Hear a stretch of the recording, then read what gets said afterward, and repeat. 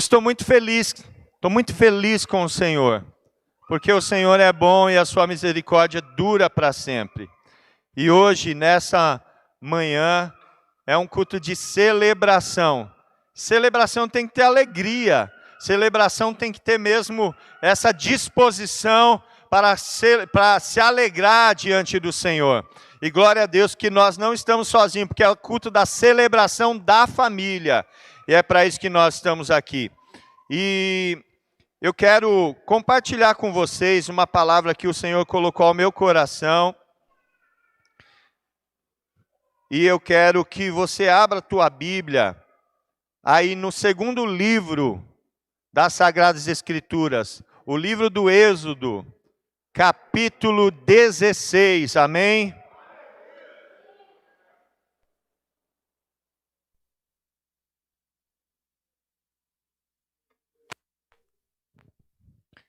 Glória a Deus. Tá muito bom o retorno aqui, tá? Pode manter assim, que está ótimo. Nós vamos ler alguns versículos e vamos começar do primeiro.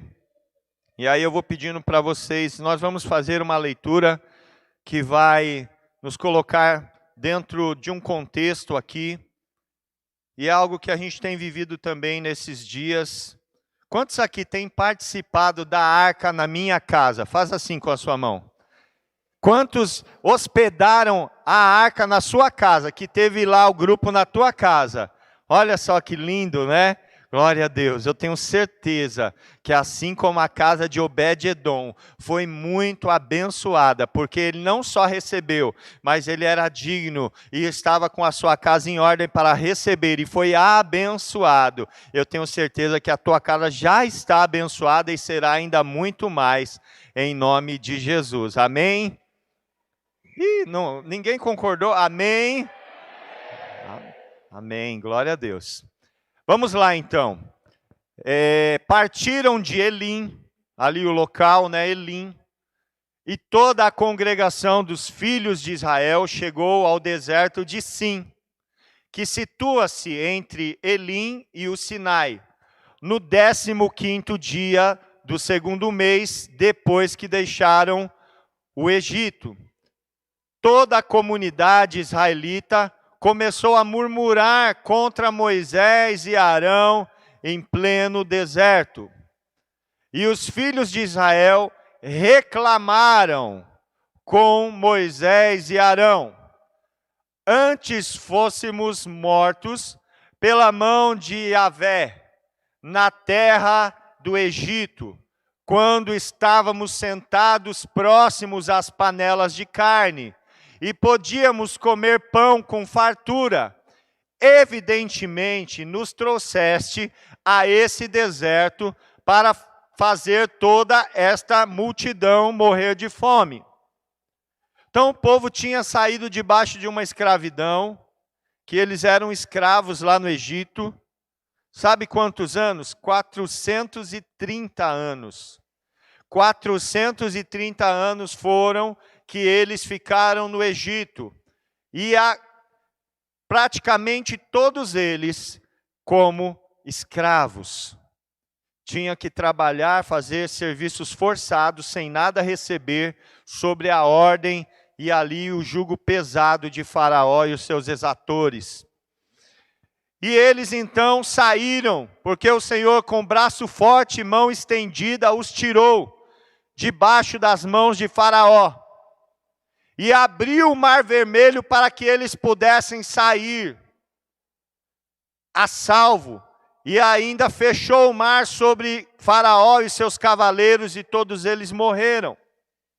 E o que aconteceu? Quando eles saíram providos de toda espécie de bens, de comida, de bens financeiros também, porque a palavra do Senhor diz que eles despojaram os egípcios.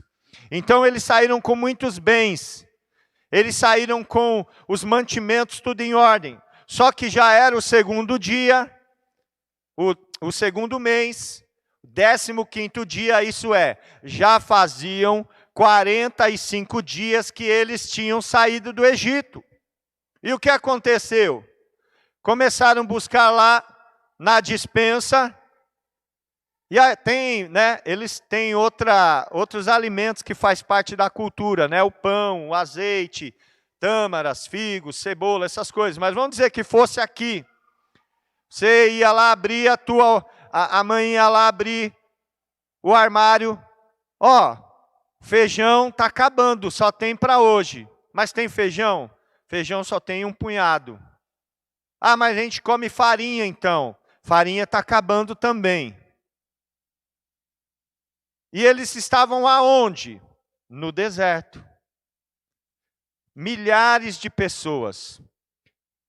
Alguns estudiosos, a Bíblia fala de 600 mil homens, só os homens. E alguns estudiosos estimam toda essa multidão, todo o povo de Israel que saiu ali do Egito, em 3 a 5 milhões de pessoas, contando adultos, crianças, mulheres, e sem falar também nos seus animais.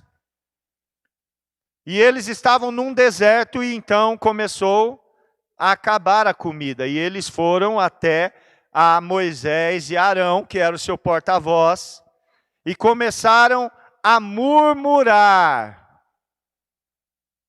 Só que eles começaram a murmurar contra o Senhor. Fala, olha, antes fôssemos mortos pela mão de Yahvé na terra do Egito, quando estávamos próximos às panelas de carne, podíamos comer pão com fartura. Isso era melhor ter morrido lá no Egito, pelo menos a gente morria de barriga cheia. Era isso que eles estavam dizendo. Já pensou? Prefiro ser escravo, mas ter uma comidinha boa para comer. Eu prefiro estar lá trabalhando como escravo, não poder adorar, porque no Egito não é lugar de adoração. Quando Deus falou a Moisés, diga a Faraó, deixa meu povo sair, caminho de 3 dias me prestar culto no deserto, porque o Egito não é lugar de adoração. Mas eles estavam dizendo, eu preferia estar no Egito, morrer lá, mas pelo menos com a barriguinha cheia. E eles foram até lá e disseram, evidentemente nos trouxeste a este deserto para fazer toda esta multidão morrer de fome. Vamos ler na sequência. Então, Yahvé disse a Moisés. Agora presta atenção em um detalhe aqui. Eles estavam reclamando para quem? Para Moisés e para Arão. Sim ou não? Eles estavam falando com quem? Com Moisés e com Arão. E quem é que respondeu? Deus. Então enquanto eles estavam reclamando para o líder deles, Deus lá no céu estava ouvindo? Então quando você estava reclamando lá com a tua esposa, Deus lá no céu estava ouvindo? Quando você estava reclamando com o teu discipulador, Deus lá no céu estava ouvindo? Porque às vezes a gente acha que quando a gente está lá em casa, dentro das 4 paredes, fecha tudo, fecha a porta, fecha a janela e fala baixinho e reclama com a tua esposa, né? Não aguento mais. O negócio está ruim, viu? Eu acho que eu não vou mais para a igreja, não.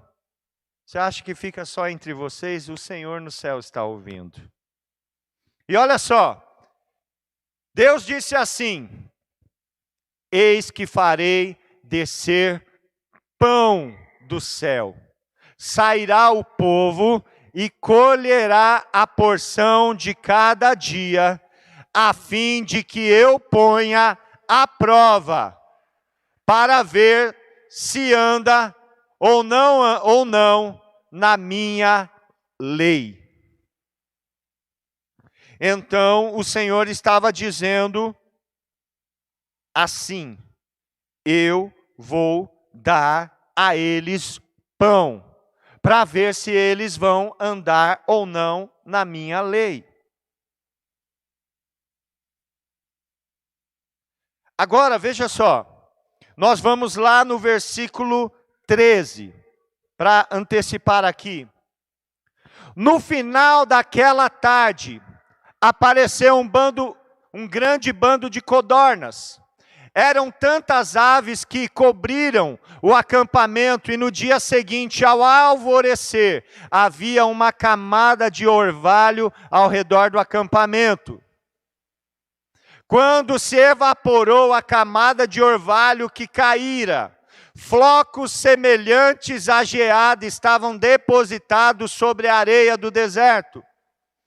Assim que os israelitas observaram tudo aquilo, começaram a questionar uns aos outros: que é isto? Pois não sabiam do que se tratavam aquela coisa sobre o chão.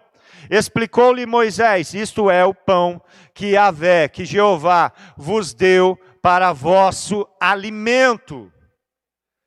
Aleluia! E eis que o Senhor vos ordena: cada chefe de família colha dele quanto baste para comer.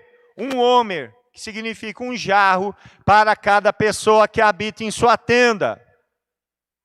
Os filhos de Israel fizeram como lhes fora orientado, e recolheram uns mais, outros menos. Quando mediram com o homer, em quantidade de jarros colhidos, aconteceu que quem tinha pego muito não teve demais, e também não faltou para os que haviam recolhido pouco. Cada um acabou colhendo na medida certa, o quanto precisava de fato. Então Moisés orientou-os: ninguém guarde o que colheu para a manhã seguinte. Mas eles não deram ouvidos a Moisés, e alguns guardaram para o dia seguinte certa provisão. Porém, aquele alimento criou bichos, e começou a cheirar muito mal. E por isso Moisés se indignou contra eles. Colhiam, portanto, esse alimento manhã após manhã. Cada um pegava o quanto podia comer. E quando o sol fazia sentir o seu ardor, o floco se derretia sobre o solo. Ora, no sexto dia colheram pão em dobro, 2 homeres jarros por pessoa, e todos os líderes da comunidade foram comunicar isto a Moisés, que lhes esclareceu: eis que ordenou o Senhor, amanhã é o dia de repouso sagrado, Sabá, o sábado consagrado ao Eterno. Os que quiserdes assar nele alimento no forno, assai. Os que desejardes cozer em água, cozei-o. Mas tudo que sobrar, separai, guardando para amanhã do sábado. E assim procederam, guardando o alimento colhido até a manhã seguinte, como Moisés ordenara, e não cheirou mal, nem criou qualquer bicho. Então ordenou-lhes Moisés: comei-o hoje, porque este é o dia do Sabá, sábado do Senhor, e portanto não achareis o alimento depositado sobre o solo do campo. 6 dias o recolhereis, mas o 7º dia é o Sabá, sábado. Não encontrareis no chão. Mesmo assim, no 7º dia saíram alguns do povo para colhê-lo, porém de fato não o acharam. Então admoestou o Senhor a Moisés: até quando recusareis obedecer aos meus mandamentos e às minhas leis? Vamos fazer uma pausa aqui. Nós estamos falando sobre a arca na minha casa. E nós sabemos que a arca, ela representa a presença de Deus no meio do seu povo. A arca era um baú de madeira de acácia, recoberta de ouro, tinha uma tampa de ouro puro. E dentro da arca eram colocados lá 3 elementos memoriais, que eram colocados como lembrança diante do Senhor. A vara de Arão que floresceu, mostrando então que Arão havia sido escolhido pelo Senhor como sumo sacerdote. uma vara que ela era uma vara que não estava ligada a um tronco, que não estava ligada à terra, mas floresceu de forma sobrenatural, mostrando o poder do Espírito Santo sobre o ministério na vida daqueles que foram assim chamados e comissionados a isso. Dentro também da Arca da Aliança, da Arca do Senhor, havia ali as tábuas com os 10 mandamentos, com os mandamentos que o Senhor deu ao seu povo através de Moisés lá no Monte Sinai. E dentro da arca também havia ali o jarro com o maná. Eram os 3 elementos que estavam dentro da arca. Agora veja bem, nós vamos falar sobre o maná. E depois nós vamos falar sobre a representação do maná na nossa vida. E eu quero que você esteja bem atento, porque em pequenos detalhes é que o Senhor vai falar conosco. Nós já vimos o contexto, que o povo não tinha o que comer. O povo estava sem alimento e eles foram clamar a Moisés e a Arão, dizendo: nós não temos o que comer. A gente está morrendo. Nossa vida está se esvaindo porque nós não temos como prover o alimento para a nossa casa. E Deus ouviu do céu e disse: Moisés, eu vou enviar o pão diretamente do céu para prover cada um dos meus filhos que estão aqui no deserto. E quando nós vemos, quando o maná começou a descer sobre a terra, quando o orvalho caía pela madrugada, porque é pela madrugada que o orvalho desce. E eles estavam ali no deserto e começava a descer o orvalho sobre a areia do deserto. E ali, junto, descia o pão do céu. Descia a provisão de Deus. Enquanto o povo estava nas suas tendas dormindo e descansando para o dia seguinte, Deus já estava mandando diretamente do céu a provisão para aquele dia que ia iniciar. Você não está entendendo. Enquanto você está descansando, o Senhor já está enviando a provisão do céu para aquele dia que vai iniciar. E quando você acorda, a provisão já está lá te esperando, porque você é filho e o Senhor não desampara os seus filhos. Aleluia!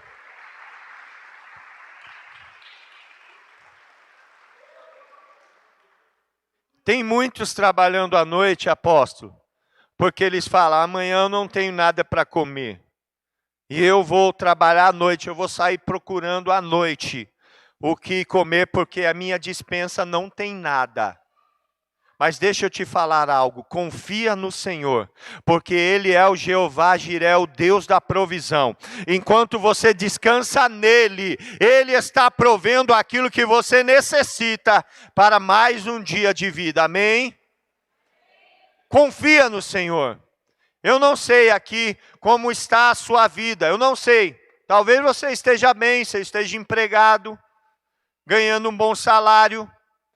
Talvez você tenha recursos financeiros, a sua despensa esteja repleta, mas também tem pessoas aqui, eu sei, e nos acompanhando também, que está tudo vazio, não tem para amanhã. Mas deixa eu te dizer algo, se você descansar no Senhor, o Senhor pela madrugada vai enviar a provisão que você necessita. E quando você se levantar, a provisão do Senhor já vai estar disponível para você. Amém?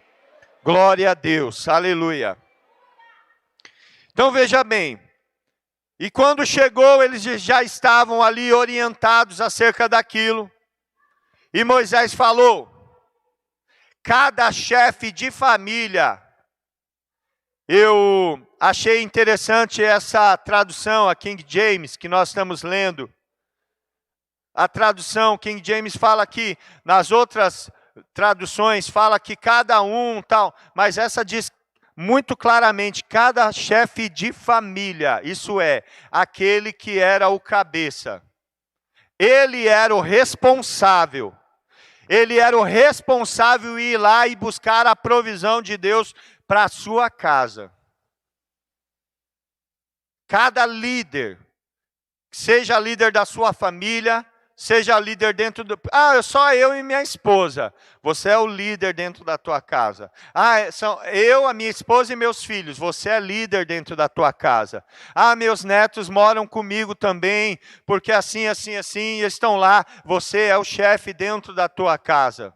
Nós estamos falando aqui também de líderes de grupo de alívio. Nós estamos falando aqui também de líderes de ministério. Nós estamos falando aqui de pessoas que o Senhor colocou como príncipes, como maiorais, como chefes. Se o Senhor te colocou assim como algo, então o Senhor agora está falando diretamente a você agora. Agora especificamente. O chefe da sua casa, ele se levantava e ele ia colher a provisão para a sua família. Ei, eu quero falar agora com homens. Cadê os homens que nós temos aqui? Erga sua mão para eu ver aqui. Lá naquele tempo, e não mudou, nós vamos ver que não mudou. É a responsabilidade do cabeça ir lá buscar o alimento e o sustento para a sua família. Essa história de você achar que não é com você, está errado. E o Senhor está falando com você agora. A responsabilidade é sua. E olha só o que acontecia. Quando o dia raiava, o maná já estava ali sobre a areia. O chefe ali da casa, o pai, o responsável, o cabeça de cada casa, ele, segundo aqueles que habitavam na sua tenda, ele ia lá e buscava provisão para todos. Vamos dizer que fosse na minha casa, eu ia pegar correspondente um jarro para mim, um jarro para a Gi, um jarro para a Isa, um jarro para o Dani, um jarro para a Gabi, ia trazer para casa, porque lá em casa habitamos nós 5. Era minha e é ainda minha responsabilidade de trazer a provisão de Deus para todos aqueles que o Senhor colocou sobre a minha cobertura. E olha só que interessante, diz assim no versículo, deixa eu localizar aqui.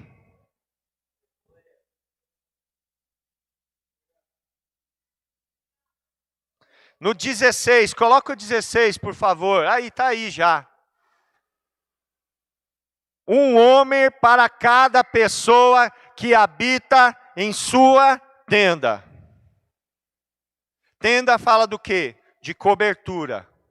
Cobertura fala o quê? De estar embaixo de um cuidado, de uma proteção. Agora me diz, se o maná precisava ser pego por um chefe de família, e ele pegava para todos aqueles que habitavam embaixo da sua tenda, quem não estava embaixo da cobertura de ninguém ia se alimentar do quê?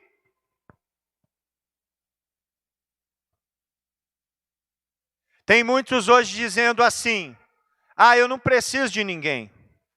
Eu não preciso de grupo de alívio, eu não preciso de igreja, eu não preciso de discipulador, eu não preciso de pastor, eu não preciso de ninguém, aqui sou eu e Deus. Precisa estar embaixo de uma tenda, precisa estar embaixo de uma cobertura. E o Senhor está dizendo isso muito claramente. Quando você está embaixo de uma cobertura, a provisão de Deus vai chegar na tua vida. Amém? Eu costumo dizer que lá em casa os meus filhos não se preocupam se vai ter o que comer. Eu nunca vi o Dani acordar lá em casa e... Ai meu Deus, será que tem comida hoje? Eu vou lá olhar no armário para ver se tem comida. Que agora? Não, ele simplesmente acorda. Pai, quero tomar café. Quantas crianças que... Você já viu teu filho preocupado com isso? Quantos aqui tem filhos? Deixa eu ver. Você já viu seu filho lá roendo unha? Eu não sei se a comida vai dar até o final do mês. eu não sei se meu pai vai ter dinheiro. É assim que acontece ou não? A Ade e a Maria, os pastores Ade e Maria que trabalham com as crianças, hein, Ade? É assim ou não? Eles acordam e falam assim, pai, mãe, estou com fome. E mesmo que o pai tenha que ficar com fome para dar de comer para os filhos, ele vai dar alguma coisa para os filhos para comer. Porque ele é aquele responsável pela provisão. E quando nós estamos embaixo de uma tenda, de uma cobertura, nós podemos descansar, porque vamos entender que a provisão de Deus vai chegar até a nossa vida. E a medida de Deus, ela é perfeita. O chefe da família ia lá e pegava. Ele lá ia e colhia colhia um monte, Ade. Colhia bastante. E aí ele chegava e trazia, e aí ele pegava o homer, né? Que era tipo uma bacia, uma medida. E ele começava a medir. Vamos medir aqui, tem que ser uma bacia para cada um. E ele pegava aquele montão. E aí ele media 1, ele media 2, ele media 3. A família dele é grande, igual do Anderson e da Jussara, sabe? 7 filhos, mais 2, né? 9. Então ele ia 1, 2, dá mais uma bacia 3. Já foram 4, 5. Não perde a conta não. 7, 8, 9. Olha, deu certinho. Não faltou, pensei que não ia dar. Deu certinho, 9. O outro que pegava menos, chegava lá e media também, quando ia ver, dava certinho também. Não faltava e nem sobrava, porque a provisão de Deus, ela é na medida exata para a tua necessidade. Alguns falam, eu estou passando uma luta que eu acho que ninguém passou, é uma luta tão grande, igual essa que eu estou passando. Não se preocupe, que a provisão de Deus para a tua vida vai ser perfeita. Sabe o dia que está dando tudo errado? A provisão de Deus vai dar e não vai faltar. Sabe aquele dia alegre, feliz, aquele dia que você quer tirar foto para eternizar aquele momento? Também a provisão de Deus vai ser o suficiente para a tua vida. Não vai sobrar e nem vai faltar. E quando chegar o final do dia, você alimentado e satisfeito, vai colocar a tua cabeça no travesseiro e vai dormir agradecendo ao Senhor. E no outro dia pela manhã, quando você se levantar, quem vai estar lá? A provisão do Senhor para mais um dia de vida. Aleluia. E olha só que interessante. Coloca aí o versículo 21. Colhiam, portanto, esse alimento manhã após manhã. Cada um pegava o quanto podia comer.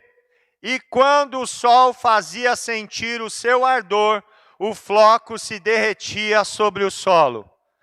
O que você foi revelado a respeito desse versículo aí? Eu queria ouvir alguém aí que tem coragem de falar aí. O que você foi revelado nesse versículo aí? Diga aí.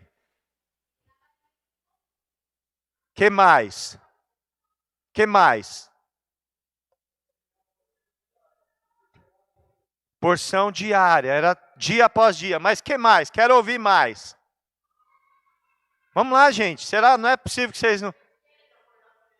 Tem que acordar cedo. Aí, ó. Preguiçoso. Que fica dormindo ali, ó. Até meio-dia. Chegava lá para pegar o maná. Tinha derretido tudo. Tem que acordar cedo. Isso a gente fala. Muitas pessoas querem ter a provisão de Deus. Mas eles não querem buscar pela madrugada. Ah não, hoje eu acho que eu vou jejuar o dia inteiro, mas eu não vou acordar cedo não. Estou cansado, não preciso de provisão não. Mas e a tua casa? Vai todo mundo jejuar com você? Vai todo mundo passar fome com você? Ah, vou na casa do meu vizinho pedir emprestado. Ia ter na casa do vizinho? Ia ter suficiente para a família dele. Sobrou um pouco de maná? Ó, tem a medida exata, você sabe como que funciona. Eu tentei guardar para amanhã, um dia lá, e criou bicho. Eu não tenho. É que eu dormi até tarde. Precisamos ser diligentes naquilo que nós precisamos fazer para o Senhor. Tem pessoas que recebem palavras proféticas. Sabe, aqui no primeiro dia profético, no dia 3, no domingo, dia 3 de janeiro, nós fizemos aqui um presbitério profético e muitos, creio que a maioria da igreja veio para ouvir aquilo que o Senhor tinha para falar a sua vida através dos pastores, dos profetas que o Senhor levantou aqui. Sim ou não? Quantos, deixa eu só ver aqui, quantos vieram e ouviram uma palavra de Deus para a sua vida? Erga assim sua mão, olha quantas pessoas, olha para o lado. Se a pessoa não está com a mão erguida, é possível que ela tenha faltado nesse culto, né? Ou não estava aqui presencialmente. Mas olha quantas pessoas. Agora, eu quero só que levante a mão agora. Quantos que ouviram da parte do Senhor uma direção para a sua vida? O Senhor deu uma direção, ó, é tempo disso, disso e daquilo. Olha, eu vou fazer assim, assim. Erga sua mão, você que ouviu uma direção de Deus.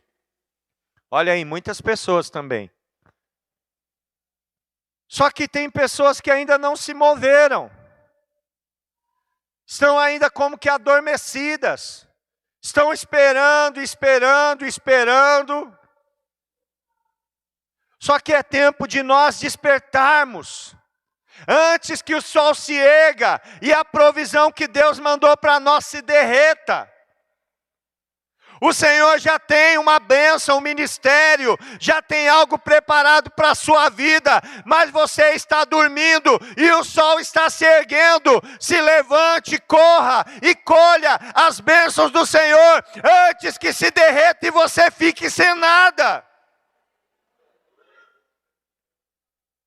O Senhor, o Espírito Santo, Ele está dizendo e está falando muito claramente, é tempo de você despertar, o tempo é hoje, é agora.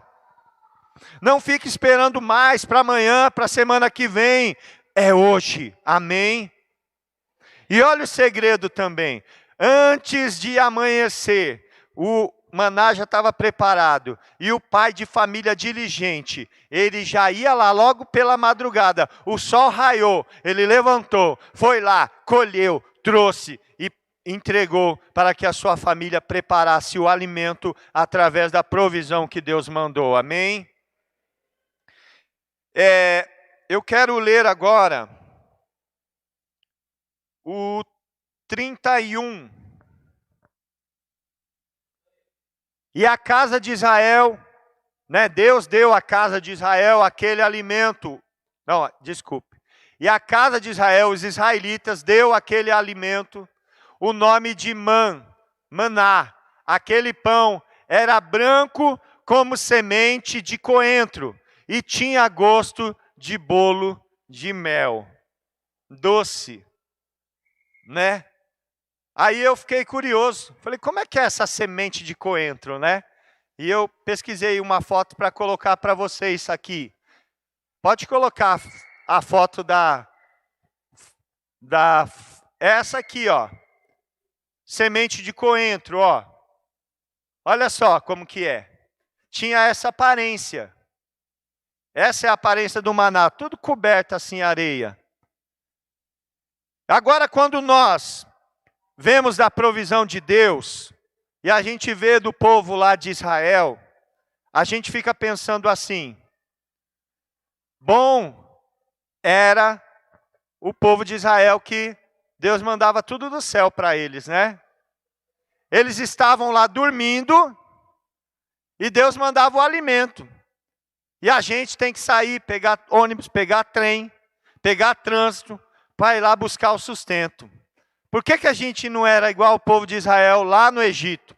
E eu quero ler com você, Números, Egito não, no deserto. Números 11, 8. Vamos ler, aleluia. Livro de Números, capítulo 11, versículo 8. Também está falando sobre o maná. O povo espalhava-se pelo arraial para recolhê-lo. E triturava num moinho manual, ou socava-o em um pilão, depois cozinhava o maná, e com ele fazia bolos. Tinha gosto de bolo amassado com azeite de oliva. Próximo. Quando o orvalho caía sobre o acampamento durante a noite, caía também o maná. Quantas vezes, quando eu era pequeno, eu ficava pensando nisso. Ah, que bom, né? Caiu o maná. Eu pensava que era só pegar o maná, fazer um bolinho assim, ó, né? Tipo um bolinho, né? Faz um bolinho de chuva, pega um pouco assim, aperta, né? Ia lá e comia. Que gostoso, tem gosto de bolo de mel, é docinho. Que maravilha, né? Quantos pensou que era assim o maná? Que era só pegar e comer? Eu pensava que era assim. Mas olha só o que o Senhor, lá em Números, está explicando. No 8. Eles colhiam maná, traziam para dentro da sua tenda, de acordo com a medida para cada um. Triturava num moinho manual. Quantos tem moinho? Não é aquele processador de alimentos, não, tá? Tá falando manual. Moinho é aquele que eram duas pedras pesadas. E aí colocava no meio os grãos e aí ficava girando aquele moinho para ir triturando até ficar bem fininho.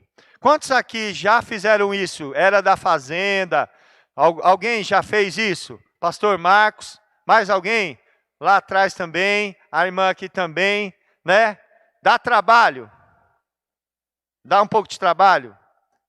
Dá, pastor Marcos, dá trabalho moer? Tem que ter prática, né? Tem que ter força. E também, ou então pegava um pilão e socava. Já viu aqueles pilões de socar grãos? Ele é grandão. Não é aquele de socar alho, não. É aquele grande, com um negócio grande. Aí tem que ficar lá batendo. Né? Tem uns que até abraça assim, bate. Aí olha lá, ainda não está o suficiente, mas... E se for o filho, então, quando ele acha que está bom, a mãe chega e fala, precisa mais. Ah, mãe, tá bom, mas... E aí, vai no moinho, vai no pilão. Depois estava pronto para comer. Tinha que fazer o quê? Tinha que assar, tinha que cozinhar. Agora, moeu, está tudo pronto. Vamos fazer o bolo? Vamos. Preparou? Vamos agora cozinhar. Vamos assar? Vamos. Pega a lenha. Pega fogo, acende o fogo aí. Prepara a panela. Põe aí. Vamos assar. Está pronto agora? Vamos comer. Agora veja só. O maná, ele simboliza a palavra. O maná, ele é o pão da vida. Lá no livro de João, Evangelhos de Jesus segundo escreveu João 6:58. Vamos ler como Jesus, ele estava lá na sinagoga em Cafarnaú. Olha só o que ele diz aos que estavam lá na sinagoga. João 6:58.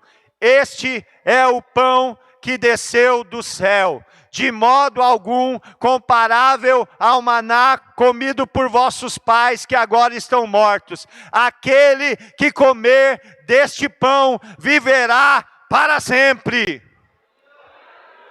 Porque o povo lá do Egito, que saiu do Egito e foi para o deserto, está todo mundo morto. Mas quem come do pão, do maná que desce dos céus, que é Jesus, esse tem vida eterna.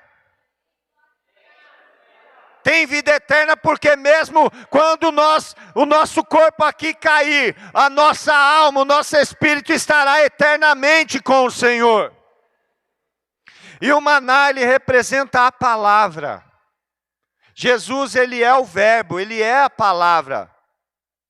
E quando nós então dizemos que temos Jesus para a nossa vida, nós vamos fazer aqui um rápido paralelo para você entender. Nós falamos sobre o maná, e tudo que diz sobre maná nós vamos trocar por Jesus agora, que é simples assim.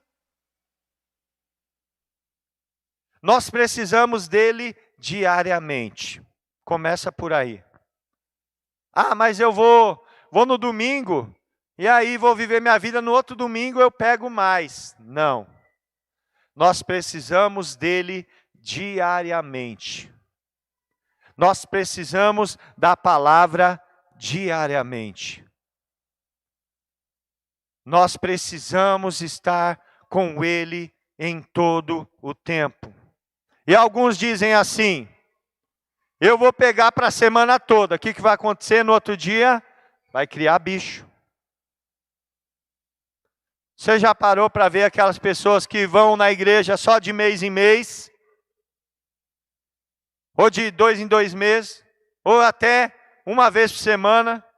Você vai conversar com ele, ele fala: eu tenho maná na minha casa. Só que quando você vai ver o maná que ele tem estocado lá, está cheio de bicho.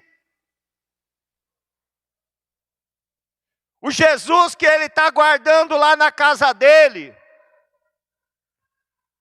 já não está alimentando ele. Por quê? Porque ele não está buscando diariamente. E só o que nós temos visto nesses dias é isso. Pessoas vivendo um evangelho cheio de bichos. Um evangelho estragado. Mas não no sentido do evangelho, que o evangelho não se deteriora, mas aquilo que ele está aplicando na vida dele. E o que nós precisamos fazer para que isso não aconteça? Buscar diariamente. Quando? Pela manhã, pela madrugada. Buscar com diligência. E como que a gente tem que fazer? Trazer também Jesus para a nossa casa. Não é para comer lá no deserto. Nós temos que buscar lá e trazer para dentro da nossa tenda. Você vai trazer e vai: filho, aqui está Jesus. Minha esposa, tem aqui a provisão diária de Jesus para a tua vida, da palavra. Aqui está Jesus. Tem famílias que têm o excelente hábito de fazerem cultos domésticos diariamente. Eu penso que essa deveria ser uma atitude de todo o cristão, de toda a família cristã. Eu lembro que na minha casa, quando pequeno, eu não tinha diariamente, mas com uma boa frequência. Nós íamos nos cultos durante a semana, mas no dia que não tinha, nosso pai reunia, nós cantávamos, nós líamos a Bíblia, nós orávamos. Isso é, o nosso pai estava trazendo Jesus e falando: eu estou aqui trazendo a porção de Cristo para a vida de vocês diariamente. E nós precisamos nos atentar a isso. E olha só que interessante. Aquele pão amassado e assado lá, tinha um pão amassado, ele tinha gosto de azeite fresco. Porque quando a gente se alimenta do pão da vida, a unção também vem sobre nós. Sabe por que você vê pessoas com tanta unção de Deus na sua vida? Porque tem uma vida devocional. É algo diário. Sabe que tem pessoas que quando ele ora e acontece, que ele prega e as pessoas recebem, que ele está sempre ali focado nos céus, não tem dia difícil para ele, porque quando o dia está difícil também tem uma provisão de Deus o suficiente para ele. Sabe por quê? Porque ele tem uma vida devocional. Nós estamos aqui no domingo e é excelente estarmos aqui. Mas se amanhã nós não buscarmos o Senhor, vai acontecer que o nosso dia vai ficar difícil, porque nós não vamos ter a provisão de Deus para Ele. Nós precisamos estar diariamente aos pés do Senhor. E eu já estou encerrando aqui, eu não quero me prolongar muito. Só quero aqui trazer algo do céu para a sua vida. Fora tudo isso que o Senhor já falou. Nós temos vivido um tempo onde a palavra resiliência, ela está aí na boca de muitas pessoas. As pessoas estão buscando resiliência, que é uma resistência emocional, uma resistência psicológica, né? Uma perseverança, não desistir. A resiliência. E nós temos sempre falado também e ouvido e sendo ministrados também sobre a perseverança. Não desistirmos. E olha só que interessante. O Senhor determinou 6 dias para que eles pegassem o maná, preparassem o maná, preparassem o alimento, para que eles tivessem um sustento, sim ou não? Mas no 7º dia eles precisavam descansar. Eles não cozinhavam nada, eles não colhiam, eles faziam, para o sábado eles já faziam na sexta-feira. No 6º dia eles já preparavam o alimento do dia seguinte, porque no sábado eles não acendiam fogo, eles não trituravam, eles não moíam, eles não cozinhavam, eles simplesmente descansavam e recebiam a provisão do Senhor que havia sido preparada no dia anterior. Então, pai de família, então toda aquela família, que toda a família estava envolvida de certa forma ali no alimento. O pai buscava, a mãe e os filhos iam ali, moíam, preparavam, cozinhavam e todos se alimentavam. Amém?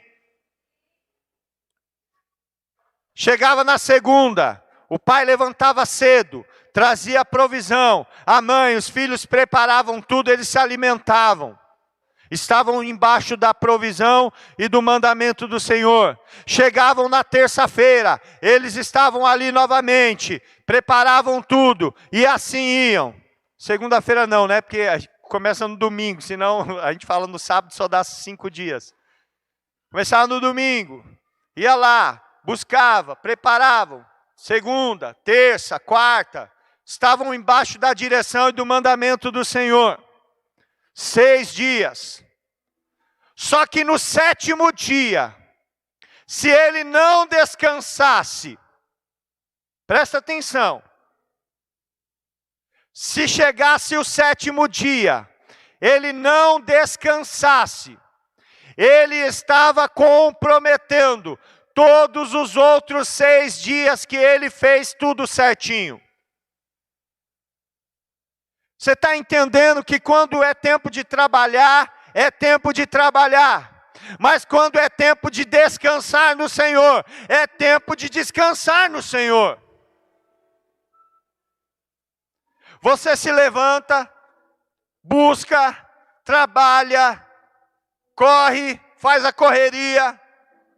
Chega no outro dia, você repete, você não tem problema com o trabalho. Mas tem um momento que você precisa descansar no Senhor. E é nesse tempo que muitos falham. Sabe quando o Senhor diz assim: filho, você já fez o que precisava fazer, agora você vai ter que descansar em mim e saber que eu vou fazer aquilo que precisa ser feito. E tem pessoas que não, que levantam no dia de descanso e falam: eu vou buscar provisão, porque eu acho que não vai dar certo esse negócio de descansar. Eu preciso comer, a minha família precisa comer. Deixa eu te falar algo, confia no Senhor. E eu acho que muitos estão pensando que eu estou falando isso do ganha-pão, de levantar para trabalhar. Não é isso que eu estou falando. Serve também para essa parte, sim. Mas não é sobre isso que eu estou falando. Às vezes você está orando por uma causa, colocando ela diante do Senhor. Falar aqui para a Gabi, que é líder das moças de joelho, está muito envolvida com esse ministério de intercessão. Esse ministério, esse mover de intercessão. E às vezes o Senhor coloca algo no nosso coração que nós precisamos batalhar em oração. E o Senhor coloca algo, olha, nós vamos fazer assim, assim, assim. E o Senhor dá toda a direção. Talvez seja lá no teu grupo de alívio também. Uma pessoa que não tem ido. Alguém que você quer ganhar para o Senhor. O teu marido ou a tua esposa que está embaixo. Que não está debaixo da direção do Senhor. E o Senhor coloca, você precisa batalhar. Você precisa trabalhar para que isso aconteça. E você vai e ora e jejua. E lê a palavra, e evangeliza, e discipula, e conversa, e exorta, e faz aquilo que precisa ser feito, conforme o Senhor direciona a tua vida. Mas chega o tempo, aonde o Senhor fala, agora é hora de você descansar. E na hora de descansar, não é hora de orar, não é hora de jejuar, não é hora de discipular, não é hora de exortar, não é hora de brigar, não é hora de fazer nada disso. É hora de descansar. E é sobre isso que o Espírito Santo está falando. Eu creio que ele está falando com pessoas que precisavam dessa palavra hoje. Você veio buscar uma direção do Senhor hoje, e o Senhor está falando, filho, hora de trabalhar, hora de batalhar é de batalhar, mas hora de descansar é de simplesmente depositar a confiança em mim e esperar, porque a provisão vai ser dada mesmo enquanto você está descansando. Amém?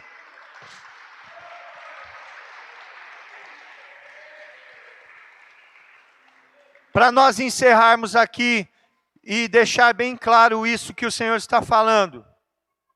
Saul reuniu o povo dele para uma batalha. Ele como rei, era responsabilidade dele reunir, organizar o exército e ordená-los para a batalha contra os filisteus que veio contra ele.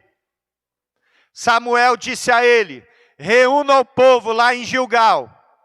Eu vou a você lá no 7º dia. Eu vou oferecer um sacrifício ao Senhor. E o Senhor será com vocês na batalha, e aí vocês vão batalhar. Saul saiu reunindo o exército. Reuniu o exército. E eles esperaram o 1º dia. Fizeram tudo certo. Eles esperaram o 2º dia. Tudo certinho. 3º, 4º, 5º, 6º dia, estava tudo perfeito. Saul reunido, o exército reunido e preparado para a batalha. Porém, chegou o 7º dia. Saul falou assim, Samuel falou que vinha oferecer sacrifício. E já é o 7º dia e ele não chegou. Estou preocupado. Os soldados começaram a ficar com medo. Samuel não veio. Se o profeta não veio, se não tiver sacrifício, Deus não vai estar conosco. Eu não vou para essa batalha que eu vou morrer lá. O que eu vou fazer nessa batalha se Deus não for conosco? Para morrer? Não vou não. Vou para casa. Vamos embora. Ei, Gabriel, você vai ficar, meu? Samuel nem veio. Não teve sacrifício, não teve nada. Vamos embora, a gente vai morrer. Ô Vitor, não fica não, meu. Você tem família. Samuel não chegou e Saul começou a ouvir aquelas vozes. Só que Samuel disse que era para esperar quantos dias? 7. Eles estavam no que dia? No 7º. Tinha acabado o dia? Não. Mas Samuel não tinha chegado. E Saul estava sendo tratado na sua ansiedade. Quando então, em determinado momento, ele falou, prepara aí, traz o sacrifício, traz a oferta, prepara o altar, nós vamos sacrificar ao Senhor, para que o Senhor esteja conosco. E ele preparou tudo e apresentou uma oferta ao Senhor. Que bênção, né? Ele ofertou, ele sacrificou. Bênção nada. Não era o papel dele. O papel dele era esperar o profeta. O papel dele era esperar a hora certa. E quando ele terminou, quem chega? Samuel. Cheguei, Saul. O que aconteceu? Eu fiquei preocupado. O povo estava indo embora. Sem exército a gente não ganha batalha. E para o povo não ir embora, eu ofereci um sacrifício ao Senhor, porque você falou que ia vir no 7º dia e você não veio. Samuel falou para ele: que dia é hoje? 7º dia. Eu não estou aqui? Por que você não obedeceu o mandamento do Senhor?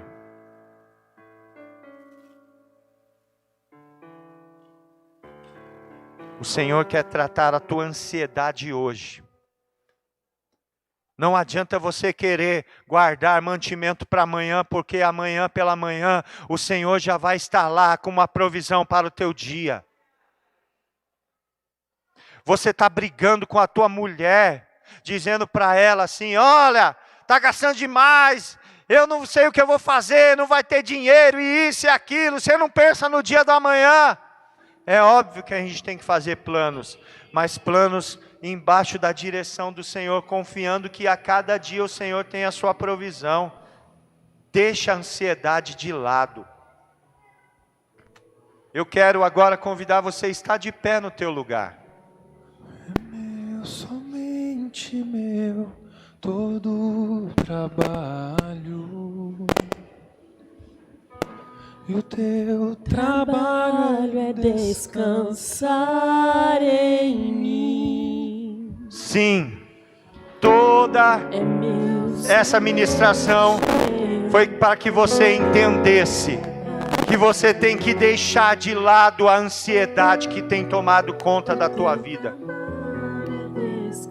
Sim, é sobre isso que o Espírito Santo está falando. Você tem até mesmo tido problemas físicos, gastrite, cefaleia, dores, palpitações, síndromes, tudo isso pela ansiedade que tem tomado conta da tua vida. Sim, você está tendo que muitas vezes, por conta disso, tomar remédios para poder dormir, para poder descansar, para poder fazer as tuas coisas. Mas o Senhor está dizendo clara e simplesmente: eu sou a provisão que você precisa. Descansa em mim. 6 dias você vai colher, mas no 7º dia você só vai descansar. E nós vamos agora ouvir esse hino. E eu quero que você fale com o Senhor, que você coloque diante do Senhor a tua ansiedade, a ansiedade do teu coração. Amém?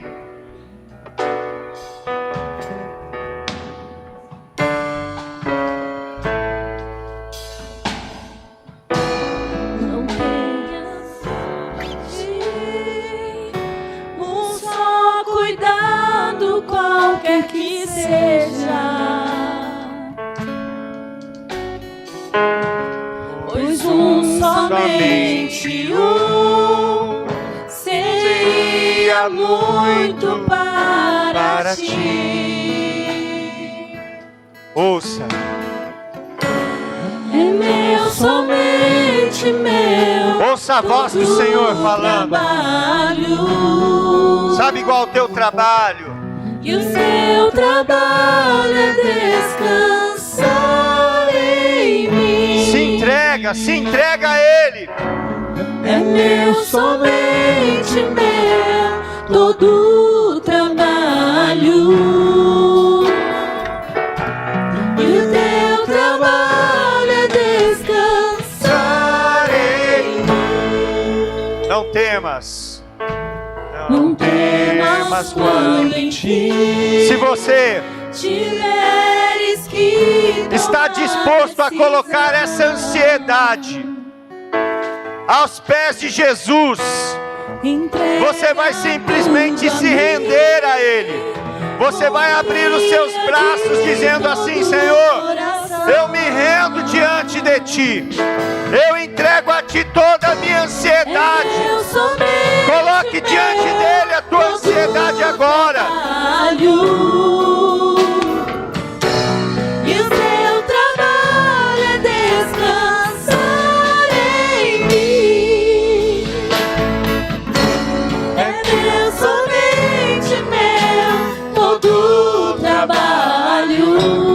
Senhor diz: e o teu trabalho é descansar em mim. Nós vamos fazer uma oração. Se você quiser orar junto comigo, mas antes, eu quero aqui me dirigir a talvez você ainda não entregou a sua vida a Jesus.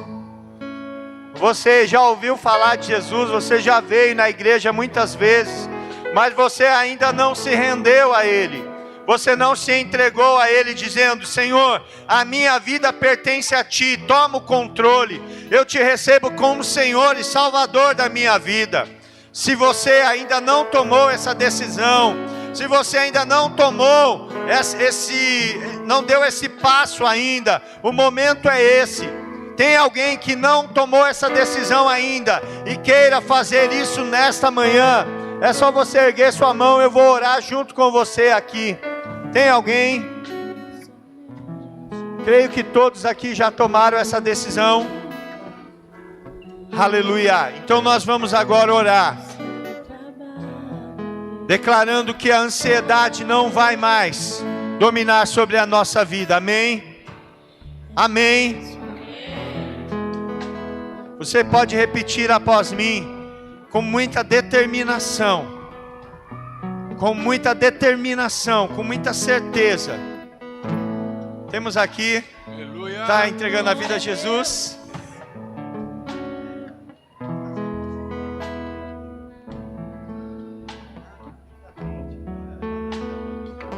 Glória a Deus. Glória a Deus. Está aqui o Leandro. O Leandro é lá do grupo da Alívio, né? Do Júlio e da Érica. E ele tem sempre acompanhado, já faz parte. E hoje ele quer fazer esse gesto publicamente. Ele veio aqui para que todos vocês saibam que a vida dele pertence a Jesus. Ele já tinha entregado a vida dele, mas ele não tinha ainda vindo à igreja. Ele está fazendo isso hoje.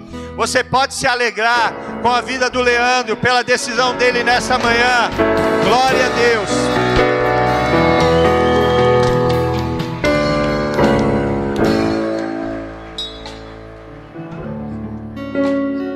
Senhor Jesus, eu reafirmo nessa manhã que a minha vida pertence a Ti. Eu entrego tudo que tenho e tudo que eu sou a Teu comando e confio na Tua provisão. Eu agora sei que meu nome está escrito no livro da vida e eu decido Te seguir até que o Senhor volte para me levar contigo. Eu recebo a Ti como Senhor e Salvador da minha vida. Em nome de Jesus. Amém, aleluia, glória a Deus. Leandro, você já faz parte de uma família. Eu quero que você se vire e veja a família que você faz parte. Aleluia. E o meu trabalho é descansar em Ti. Somente meu todo trabalho, e o teu trabalho é descansar em mim. Aleluia. Você viu que bonito que o Leandro fez? Ele fez questão, ele não se envergonhou do evangelho da cruz. E agora nós também vamos orar declarando contra toda ansiedade. Eu quero agora que, se você puder, abra os seus braços como sinal de rendição ao Senhor, e você vai declarar junto comigo: Senhor Jesus, eu tenho entendido que o Senhor é a minha provisão, e a Tua provisão, ela é suficiente para mim. E eu decido nesta manhã lançar aos Teus pés toda ansiedade, porque o Senhor tem cuidado de mim. Eu abro mão todo e qualquer controle que a ansiedade tinha sobre mim, e eu me sujeito à tua vontade, que é boa, perfeita e agradável. E eu agora dou uma ordem ao espírito da ansiedade que agia sobre a minha vida: saia, saia, em nome de Jesus. Se alegre no Senhor, porque Ele é a nossa provisão.